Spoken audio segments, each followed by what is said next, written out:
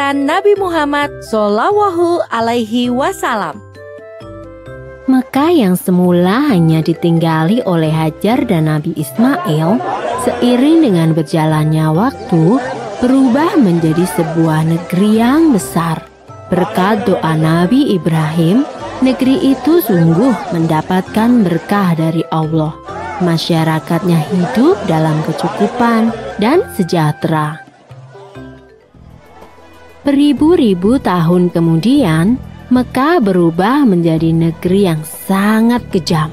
Sebagian besar masyarakatnya mulai melupakan ajaran agama yang benar dan berganti menyembah berhala-berhala yang mereka ciptakan sendiri. Di antaranya adalah Saman, Watan, Nusyun, dan masih banyak lainnya. Semua itu adalah Tuhan yang mereka ciptakan dari batu, kayu, ataupun logam. Bukan hanya Tuhan mereka saja yang berubah, sifat dan perilaku masyarakatnya pun juga berubah. Kaum Quraisy yang secara turun-temurun menguasai Mekah dan Ka'bah mulai membentuk kelompok masing-masing. Mereka sangat berkuasa dan kaya raya. Namun kekayaan itu mereka dapatkan dengan cara yang tidak halal. Merampok, memeras rakyat kecil, berjudi, curang dalam berdagang, dan perbudakan yang sangat kejam. Kaum Quraisy menganggap harta adalah segalanya. Bagi yang memiliki harta paling banyak, dialah yang akan menjadi pemimpin. Demi mencapai kehormatan dan kedudukan, mereka menghalalkan segala cara. Karena itu pula, mereka seringkali terlibat dalam perselisihan dan kadang-kadang menimbulkan perang antar saudara.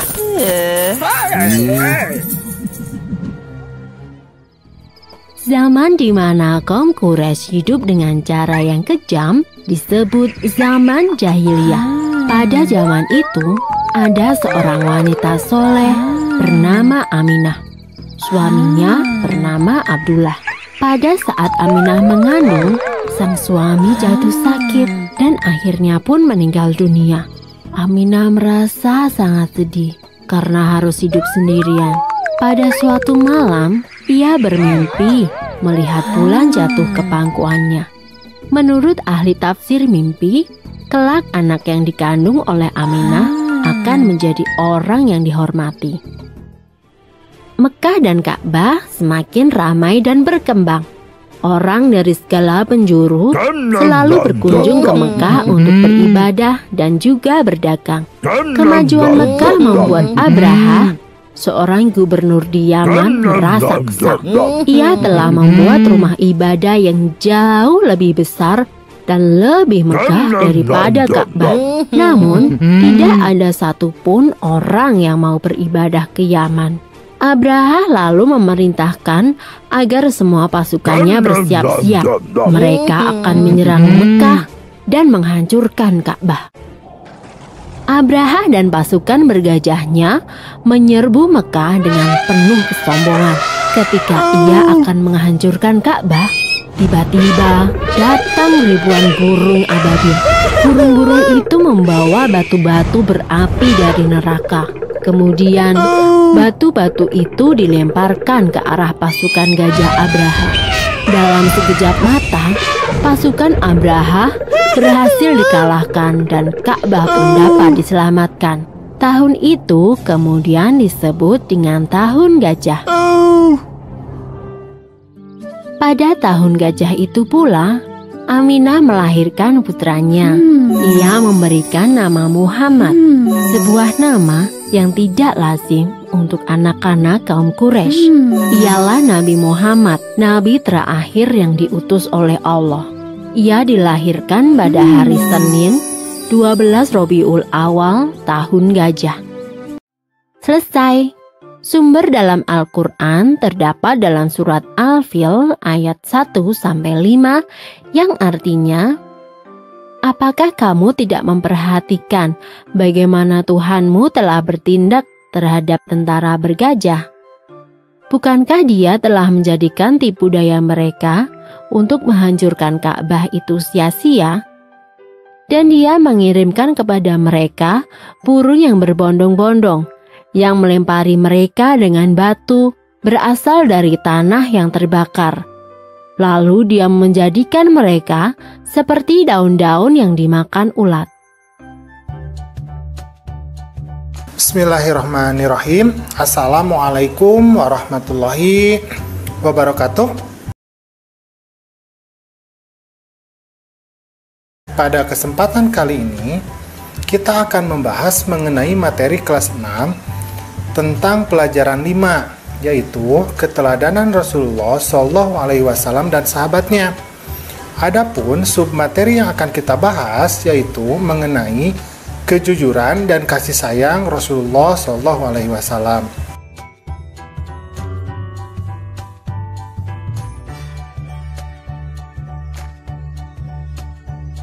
Pastinya kamu sudah mempelajari tentang kisah 25 nabi ya. Nah, Nabi Muhammad ini adalah nabi ke-25, yaitu nabi terakhir. Nabi Muhammad ini sejak kecil beliau itu sudah menjadi yatim piatu. Nah, oleh sebab itu, beliau ini ketika sudah dewasa dan menjadi nabi, itu sangat mencintai anak yatim dan menganjurkan umatnya untuk selalu merawat, mendidik, dan mencintai anak yatim. Di samping itu, Nabi Muhammad ini terkenal sangat jujur. Sikap jujur tersebut ini sudah diperlihatkan bahkan sebelum beliau itu diangkat menjadi Rasul. Pada saat usia beliau menginjak remaja, beliau itu pernah diminta bantuan oleh pamannya Abu Thalib untuk membawa barang dagangan milik Siti Khadijah binti Khuwailid yang kaya raya dan dihormati di kota Mekah.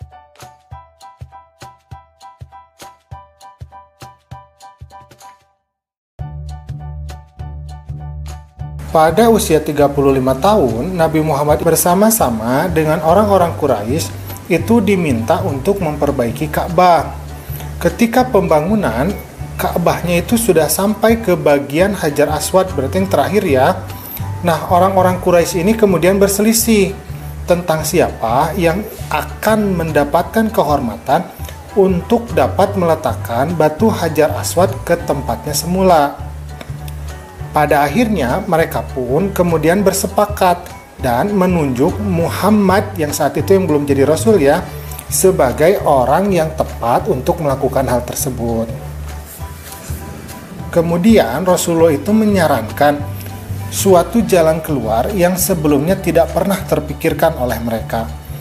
Beliau mengambil selembar selendang, kemudian Hajar Aswad itu diletakkan di tengah-tengah selendang tersebut. Selanjutnya, beliau kemudian meminta seluruh pemuka kabilah yang berselisih untuk memegang ujung-ujung dari selendang tersebut. Mereka kemudian mengangkat Hajar Aswad itu secara bersama-sama. Nah, setelah mendekati tempatnya, maka Rasulullah sendiri yang kemudian meletakkan Hajar Aswad tersebut ke tempatnya semula. Nah, ini merupakan suatu jalan keluar yang terbaik. Maka seluruh kabilah itu setuju dan meridhoi jalan keluar ini. Mereka pun pada akhirnya tidak jadi saling menumpahkan darah. Maka sejak saat itu, Nabi Muhammad dikenal di antara kaumnya dengan sifat-sifat yang terpuji. Para sahabat dan pengikutnya sangat menghormati dan mencintai beliau. Sehingga beliau ini diberi gelar Al-Amin, artinya orang yang dapat dipercaya. Maka mari kita teladani sifat jujur dari Nabi Muhammad ya dalam kehidupan kita sehari-hari.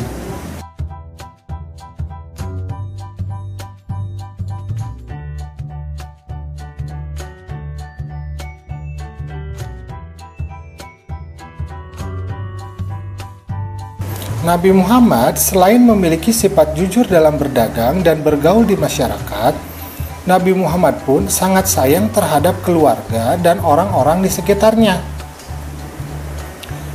Pada zaman jahiliyah, para penduduk Mekah itu tidak menghargai adanya anak perempuan. Namun sebaliknya, Nabi Muhammad saat itu justru menggendong putrinya yang bernama Fatimah Az-Zahra yang masih balita sambil melakukan takwaf mengelilingi Ka'bah. Begitu pula setelah Fatimah dewasa dan dikaruniai anak, maka Nabi Muhammad pun sangat menyayangi cucu-cucunya yang bernama Hasan dan Husain, sebagaimana dikisahkan dalam hadis. Suatu ketika Nabi Muhammad ini mencium cucunya Hasan bin Ali yang namanya. Nah, sedangkan di dekat beliau ini ada seorang sahabat namanya Aqra bin Habis. Nah, Aqra ini berkata, "Aku mempunyai 10 anak Rasulullah, tetapi aku tidak pernah mencium seorang pun di antara mereka." Nah, ketika Rasulullah mendengar hal tersebut, kemudian Rasulullah memandang Aqra. Kemudian beliau bersabda, "Barang siapa yang tidak menyayangi, maka ia tidak akan disayangi." Nah, ini hadis riwayat Al-Bukhari dan Muslim. Selain hadis di atas, Rasulullah juga mengajarkan untuk hormat kepada orang tua seperti dalam hadis yang berikut ini. Nah, Ibnu Mas'ud ini pernah bertanya kepada Nabi, "Amal apakah yang paling disukai oleh Allah?" Maka Nabi Muhammad menjawab, "Mengerjakan sholat tepat pada waktunya." "Aku bertanya lagi," kata Ibnu Mas'ud, "kemudian apa lagi ya Rasulullah?" Maka Nabi pun menjawab, "Berbaktilah kepada kedua orang tuamu." Maka aku bertanya kembali, "Lalu apa lagi ya Rasulullah?" Kemudian Nabi menjawab, "Jihad fisabilillah." Nah, ini adalah hadis riwayat Al-Bukhari dan Muslim. Rasulullah ini tidak pernah menyakiti hati orang lain. Hal itu dapat dibuktikan dalam hadis beliau yang artinya, "Barang siapa yang beriman kepada Allah dan hari akhir, maka hendaklah ia berkata yang baik atau diam." Hadis riwayat Bukhari dan Muslim. Kepedulian Rasulullah bukan hanya kepada ibadah seperti sholat, atau zakat, tetapi beliau pun peduli terhadap lingkungan hidup. Hal ini tercermin pada perilaku beliau, antara lain sebagai berikut. Yang pertama, Nabi Muhammad itu sangat hemat dalam mempergunakan air. Nah, ini dibuktikan pada anjuran beliau agar umatnya itu tidak berlebihan dalam pemakaian air ketika berwudu. Yang kedua, Nabi Muhammad juga mengajarkan agar kita selaku umat Islam itu tidak melakukan kerusakan di muka bumi. Jadi membuang sampah itu harus pada tempatnya, tidak boleh menebang pohon sembarangan. Nah, itu yang diajarkan oleh Rasulullah tentang lingkungan hidup. Anak-anakku yang soleh dan solehah, Nabi Muhammad ini diutus oleh Allah sebagai rahmatan lil alamin, atau sebagai pembawa kasih sayang bagi alam semesta. Nah, tentunya kalian ingin tahu lebih jauh, apa sih tujuan Nabi Muhammad itu berdakwah? Tujuan dari dakwah Nabi Muhammad yaitu untuk mengubah keadaan masyarakat jahiliyah menjadi masyarakat yang sejahtera berdasarkan agama Tauhid. Tauhid itu artinya menyembah satu Tuhan, yaitu agama yang meyakini bahwa Allah adalah Tuhan yang Maha Esa. Jadi hanya satu saja. Nah, misi kedamaian dan kesejahteraan hidup tersebut bukan hanya bagi bangsa Arab saja, tetapi juga bagi seluruh alam sampai sekarang hingga nanti di akhir zaman. Nabi Muhammad selain mengajak kaumnya untuk mengutamakan kemurnian akidah dan selalu menyembah Allah yang Maha Esa, beliau juga menanamkan akhlak terpuji yang membawa kebaikan manusia untuk hidup di dunia maupun hidup di akhirat. Salah satu sifat terpuji yang dapat kita cermati adalah ketika beliau dan pengikutnya hijrah ke kota Madinah, beliau ini mampu menanamkan sikap persaudaraan antara kaum pendatang yang kita namakan kaum muhajirin dengan kaum ansor atau kaum pribumi, sehingga mereka ini bisa saling menolong untuk menciptakan suatu daerah yang tertib dan aman. Di samping itu, masyarakat berperilaku hidup dengan penuh sopan santun sesuai ajaran yang dibawa oleh Rasulullah. Nah, sebagai umat dari Nabi Muhammad SAW, kita harus menjunjung tinggi ajaran beliau. Misalnya kita menghormati orang yang lebih tua dan menyayangi orang yang lebih muda. Kita mampu berperilaku sopan dan bertutur kata santun terhadap orang lain, apakah itu orang tua, guru, atau masyarakat sekitar. Nah, kita juga ini harus mampu menjaga lingkungan agar selalu bersih, karena kebersihan merupakan sebagian dari iman. Oleh sebab itu, kita tidak boleh membuang sampah di kali atau sungai atau selokan, karena selokan atau sungai yang penuh sampah nantinya akan dangkal.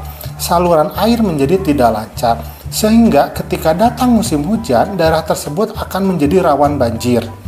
Nah, kita harus peduli terhadap lingkungan sekitar. Untuk kebaikan siapa? Untuk kebaikan diri kita dan kebaikan orang lain.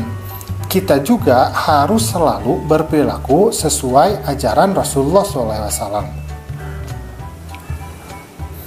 Alhamdulillah, pembelajaran kita sudah selesai. Jangan lupa bagi kamu untuk selalu menjadikan sikap dan perilaku dari Nabi Muhammad sebagai suri tauladan bagi kita. Assalamualaikum.